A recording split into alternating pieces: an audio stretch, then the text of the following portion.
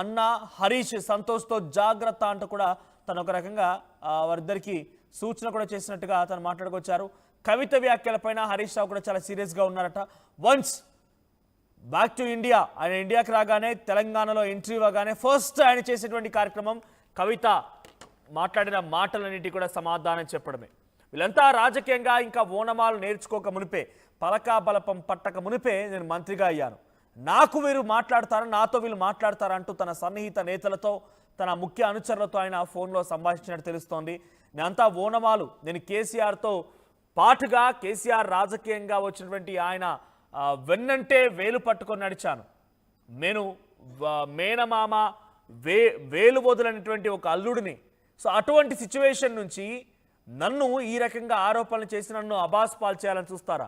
ఇంత దుర్మార్గమైన చర్యలా? నేను తప్పకుండా సమాధానం చెప్తాను, అన్నింటికీ సమాధానం చెప్తానని చెప్పి ఆయన మాట్లాడుకొచ్చారట. సో ప్రస్తుతానికి హరీష్ రావు కవిత మీద చాలా సీరియస్గా ఉన్నారు. అంతర్గతంగా అటు పార్టీలో కూడా పెద్ద ఎత్తున ఒక చర్చ ఏంటంటే, ఫోన్ ట్యాపింగ్ విషయంలో హరీష్ రావుపై ఆరోపణలు వచ్చాయి, కేటీఆర్ పైన కూడా ఫోన్ ట్యాపింగ్ విషయంలో అనేక రకాల ఆరోపణలు వచ్చాయి. ఇప్పటివరకు నేను చెప్పింది కేవలం రాజకీయ కథా చిత్రం మాత్రమే. రేపు కుటుంబ కథా చిత్రాన్ని కూడా బయట పెడతానని చెప్పి చివరిగా కంక్లూజన్లో కవిత చెప్పి మీడియా సమావేశాన్ని ముగిస్తే, మరి రేపటి నుంచి ఎటువంటి విషయాలు చెప్తోంది? ఈ ఫోన్ ట్యాపింగ్ నిజమేనా? హీరోయిన్ల ఫోన్ ట్యాపింగ్ చేసి నిజమేనా? హరీష్ రావు పలువురు రాజకీయ నేతల ఫోన్లు ట్యాపింగ్ చేసి నిజమేనా?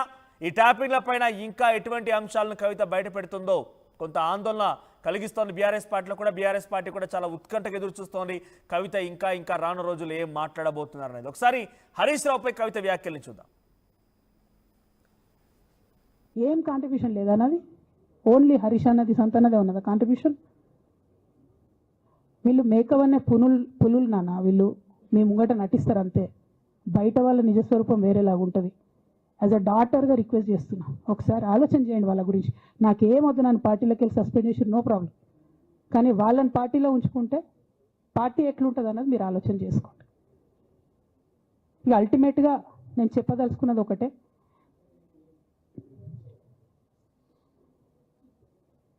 కలికాలం కాబట్టి అబద్ధాలు చెప్పేటోళ్ళది మోసం చేసేటోళ్ళది నడుస్తుంది, టెంపరీగా వాళ్ళది నడుస్తున్నది. వాళ్ళది నడిచింది, విజయం సాధించారు కాబట్టి ఇవాళ సస్పెన్షన్ నాకు వచ్చింది. బట్ నేను ఇదివరకు చెప్పినా మళ్ళీ చెప్తున్నా, నేను కర్మ సిద్ధాంతాన్ని నమ్ముతా. ఖచ్చితంగా ఇంతకు ఇంత దేవుడు వాళ్ళకి అనుభవింపజేస్తాడు, అందులో ఏం ఆలోచించాల్సినటువంటి అవసరం. రైట్, బీఆర్ఎస్ పార్టీలో కవిత చెప్తున్నట్టుగానే 2018 ఎన్నికల్లో ఇటు బీఆర్ఎస్ పార్టీ ఫండ్ నుంచి వచ్చేటువంటి ఆ నిధులతో పాటుగా, ఎమ్మెల్యేకి ఇచ్చేటువంటి ఆ నిధులతో పాటుగా, ఎమ్మెల్యేలో పోటీ చేసేటువంటి వారికి ఎంతో కొంత డబ్బులు ఇస్తారు కదా, సో ఆ నిధులతో పాటుగా అదనంగా అడిషనల్ ఫండింగ్ కింద హరీష్ రావు 25 మంది ఎమ్మెల్యేలకు ఇచ్చారట. ఇప్పుడు ఆ 25 మందే హరీష్ అన్న నీ గురించి కవిత మీద మాట్లాడుతోంది, ఏంటన్నా ఏం మాట్లాడకుండా ఉండిపోయావని చెప్పి హరీష్ రావుతో ఫోన్లో సంప్రదింపులు జరిపినప్పుడు హరీష్ రావు రియాక్షన్ ఒకటేనట, అన్నిటికీ సమాధానం చెప్తా, నేను రాజకీయాల్లోకి అడుగుపెట్టి మంత్రినైన రోజున ఇంకా వీళ్ళెవరు ఓనమాలు కూడా నేర్చుకోలేదు, పలకా బల్పమే పట్టలేదు, రాజకీయంగా వీళ్ళకి అసలు ఏమీ తెలీదు. అటువంటి వ్యక్తులు నా గురించి మాట్లాడితే సమాజం నమ్ముతుందా? తెలంగాణ సమాజం మొత్తం నా పక్షాన ఉంది. కేసీఆర్ తర్వాత డైరెక్ట్గా అంతటి స్థాయిలో తెలంగాణ సమాజం నమ్మేది నన్నే. పార్టీ కార్యకర్తలు నాపై భరోసా ఉంచండి, నేను ఎటువంటి తప్పు చేయలేదు. కవిత నాపై అనేక రకాలుగా ఆరోపణలు చేసి దీని వెనుక ఎవరు ఆడిస్తున్నారు, ఎలా ఆడిస్తున్నారు మొత్తం నాకు తెలుసు, అన్నిటికీ సమాధానం చెప్తానని చెప్పి ఆయన ఫోన్లో సంభాషిస్తూ పార్టీ ముఖ్య నేతలతో మాట్లాడుకొచ్చారట. ఇదిలా ఉంటే సంతోష్ రావు పైన కూడా, రాజ్యసభ సభ్యుడిగా పనిచేసినటువంటి సంతోష్ రావును కూడా ఆ పార్టీలో కొంతమంది వ్యక్తులు దేవుడిలా సంబోధిస్తారట. పదవులు ఇచ్చింది కేసీఆర్, మీకు ఒక భవిష్యత్తును చూపించింది కేసీఆర్, కానీ సంతోష్ రావుని దేవుడు అంటారు. అంటే ఎందుకు? సంతోష్ రావు ఇద్దరు కలిసి అక్రమాలకు పాల్పడ్డందుక? సంతోష్ రావు ముఖ్య అనుచరుడిగా ఉన్నటువంటి పోచంపల్లి శ్రీనివాసరెడ్డి అనే వ్యక్తి ఎమ్మెల్సీగా ప్రస్తుతం కొనసాగుతూ మోకిల దగ్గర మెగా కృష్ణారెడ్డితో కలిసి 750 కోట్ల రూపాయల ప్రాజెక్టు కట్టారు. 7 కేళ్ళు వచ్చినాయి డబ్బులు. ఈ డబ్బులన్నీ ఎక్కడి నుంచి వచ్చినాయి? నవీన్ రావు అనే వ్యక్తి సంతోష్ రావుని బహిరంగంగానే నా దేవుడు అని సంబోధిస్తాడట. ఎలా దేవుడయ్యాడు? సంతోష్ రావుకు ఉన్నటువంటి పదవి ఏంటి? సంతోష్ రావు చేసే పని ఏంటి? ఆయన ఎలా దేవుడయ్యాడు? సంతోష్ రావు ఏకంగా సిరిసిల్ల నియోజకవర్గంలో కొంతమంది కుటుంబాలు దళిత కుటుంబాలన్నింటినీ కూడా 7 కుటుంబాలని నానా టార్చర్ చేసి 3rd డిగ్రీ ప్రయోగిస్తే ఆ నెపాన్ని, ఆ అపవాదును మొత్తం మోసింది బీఆర్ఎస్ పార్టీ. మా అన్న కేటీఆర్ ఆ అపవాదు మొత్తాన్ని మోసాడు. ఈ గుంట నక్కలు మేకవన్న పుళ్ళు మొత్తం కూడా కుట్రలు పన్ని అవినీతి అక్రమాలకి మొత్తం వీళ్ళు పాల్పడి అమాయకుడైనటువంటి మా నాన్న పైన ఈ రకమైనటువంటి దుష్ప్రచారం చేసి ప్రయత్నం చేస్తున్నారు. రేవంత్ రెడ్డితో కలిసి హరీష్ రావు, సంతోష్ రావు మా నాన్నపై కుట్రలు బానుతున్నారని చెప్పి కవిత మాట్లాడుకొచ్చారు. ఒకసారి సంతోష్ రావు పైన కవిత ఏం మాట్లాడారో చూద్దాం. ఇక పెద్ద సార్కు నీడలాగా సంతోష్ రావు గారు ఉంటారు. ఇక సంతోష్ రావు గారి గురించి 2 నిమిషాలు చెప్తా. అంత పెద్ద సీనున్న మనిషి కాదు కానీ చెప్పాలి. ఎందుకంటే కూరల ఉప్పు ఎట్లుంటుందో ఈయన అట్లా అన్నట్టు ప్రతి దాంట్లో చెడగొట్టడానికి కొంచెం ఉండాలి కదా, అట్లాంటి వాడు. కాబట్టి చెప్పక తప్పదు ఈయన గురించి. చెప్పులో రాయి చెవులో జోరిగా అంటాం కదా, అట్లాంటి టైపు. కాబట్టి ఖచ్చితంగా చెప్పాలి. విషయం ఏంటంటే ఈయన ధనదాహం ఎట్లాంటిదంటే సంతోష్ రావు గారిది, రామన్న కాన్స్టిట్యున్సీ, కేటీఆర్ అన్న కాన్స్టిట్యున్సీ నేరెళ్లలో ఇసుకలారీ గుద్ది ఒక దళిత బిడ్డ చనిపోతారు. సరే, దాని మీద పాపం అక్కడ ఆ రోజు అందరు యాజిటేషన్ చేస్తే ఈయన సంతాన అడ్వాంటేజ్ ఏంది, ఇక్కడ కూర్చుంటాడు కదా సార్ దగ్గర, సీఎంఓలకి వెళ్ళి ఫోన్ చేసి అక్కడ ఉన్న పోలీసు వాళ్ళందరినీ ఒత్తిడి పెట్టి 7 దళిత బిడ్డల్ని కొట్టినరండి.